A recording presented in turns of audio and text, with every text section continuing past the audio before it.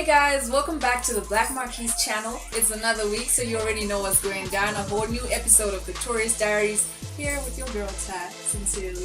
So this week I'm going to be talking to you guys about a couple of questions that people typically throw at me when they find out that I'm part Zimbabwean. So I had a whole list compiled together about all the questions that I've been asked, but I've decided to pick out the most frequently asked questions for you guys today. So to start off with, people are really interested in the currency because it seems like every time when somebody asks me a question about the currency in Zimbabwe, they all have this assumption that people go to the supermarket with plastic bags of money. So I'm here to set that straight for you guys today, because for all of those of you who are misinformed or ignorant, it's actually quite different now, because that whole crisis happened in 2008, which is almost 10 years ago now. But I thought you might find this interesting because I have a couple of samples of what we actually used to use back in 2008 when I was only in 5th grade. So today I have for you this $500,000 note, all the way from the motherland. Everybody get a good look at that? Yeah. So 500,000, 5 zeros. This was actually probably one of the smallest notes. You see, the problem was that you could go to the supermarket today and buy chocolate for 500,000, but when you come back next week, it's probably gonna be way lot more than that.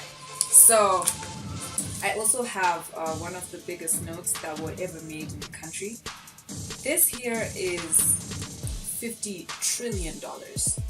I hope you can see all the zeros in there. Everybody just take that in. Yep, Zimbabweans be good at math, man. We had to be calculating how much you gotta pay for gum with this. Check it out, 13 zeros on that. Yeah.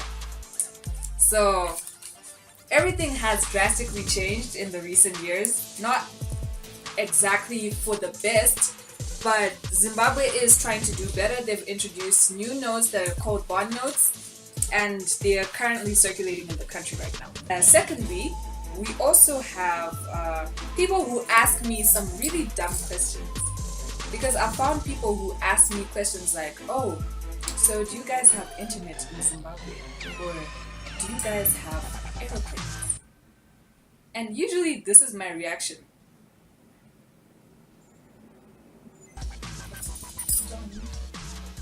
You must be talking to me because I'm calling here. Anyway, so yes guys, we do have internet and airplanes and everything that anyone else has in Kenya or anywhere else in Africa. Zimbabwe is a normal country that's gone through a couple of problems, a couple of crises, but we still have the normal standardized things that every country has. Okay? Another question is, people ask about the tribes, because in Kenya there are actually 42 tribes. I can't name all of them because 42 is a large number and I just can't. But anyway, in Zimbabwe there are two major tribes, the Shona people and the Ndebele people. There are sub-dialects inside both tribes, but it's mostly just the two languages. So it's not like many separate little languages like Luo, Kikuyu and all that. Anyway, so yes, there's that. And also, I've found a couple of people who come to me and want to talk to me about politics, because there's been this whole situation with Mugabe running the country for the last 33 years, or even more. I'm not quite sure, but I just know that it's over 30 years. So yeah, people always come to me and start telling me, oh, your president, he's so bad, he doesn't understand English, he said some dumb things on the news, hey, this, that. And I'm just thinking, oh yes, while I know all of these things, people come at me and tell me like he's my uncle, and I can just be like, oh hey Uncle Bob, by the way, we have some complaints from the citizens of Zimbabwe about how you're running the country. Could you please just change that up a bit? No guys, that's not exactly how it works. But yes, I'd just like to educate some people. Zimbabwe is not actually a dictatorship. There's a difference between a dictatorship and an autocratic state, because an autocracy is a state that is run by one party. A dictator is one person who is in charge of the entire country. So a dictator is working solely by himself without any influence from like ministers or advisors or any kind of thing like that.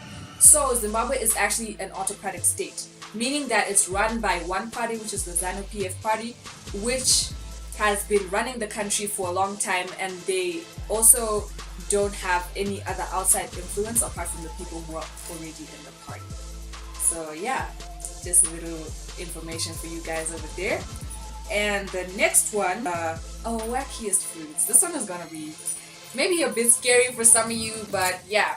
So in Zim, one of the delicacies that are found to be one of the wackiest foods I've ever seen is this thing called madora.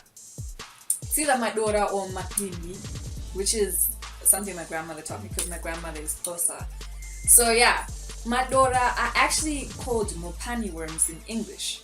And mopani worms are found in mopani trees where you find like a lot of these caterpillars on the tree. So what you gotta do is you have to harvest them off of the tree and you have to cut their heads off and then squeeze the juice out and then fry them.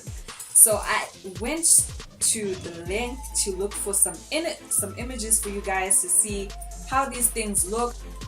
Right there.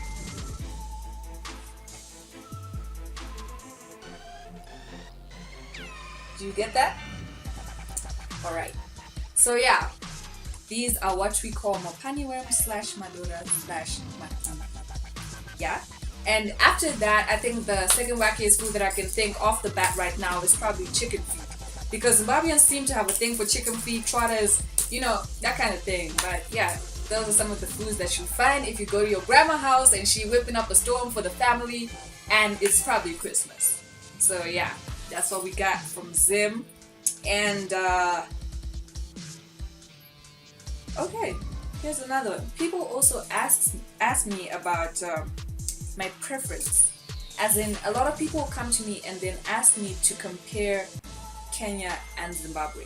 So here's the thing. When you live in two different countries that are so far from each other and have such different cultures, you can't really compare the countries and be like, okay, I like this country better, I don't like this one.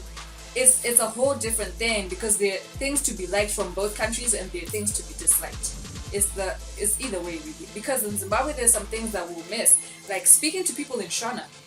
That's something that we miss all the time. Like you can just walk on the street and just speak to somebody in Shona. Here in Nairobi it's a bit different because you have to speak other languages and you have to speak English most of the time for people to understand you. Yeah, there's that. And also, there are things that we love about Nairobi too. Nairobi is so diverse, there's so many different cultures, so many different things to do. So I can't really say that I have a preference. I love both countries the same way and I wouldn't compare them. That's just my views on that. And lastly, just to wrap this up, the last question for today is, people have asked me if we have clicks in the Shona language.